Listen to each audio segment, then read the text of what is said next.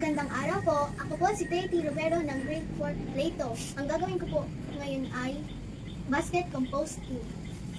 Dahil po wala po kaming bakanting lote, ay gagawin ko po sa timba.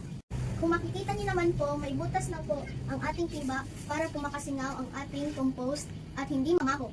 Narito po ang mga kakailanganin ko para sa basket composting. Dumi ng hayop, mga tuyong dahon, balat ng itlog, sama-samang gulay at butas, mga tirang gulay, balat ng saging, at syempre po, lupa. Una po ay maglalagay po tayo ng unting lupa.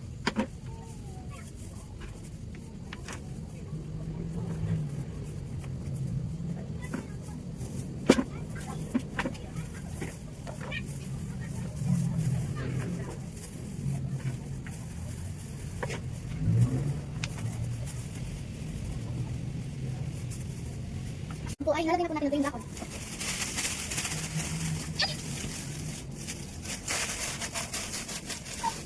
Sunod po ay ilalagay na rin po natin ng bulok na gulay at butas. Sunod po ay mga tira-tirang dahon. At sunod po ay balat ng saging. At balat ng itlog.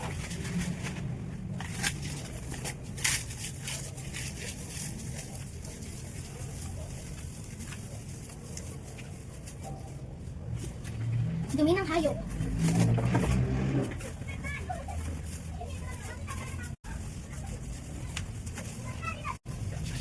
At sunod po ay ilalagay na rin po natin ang lupa.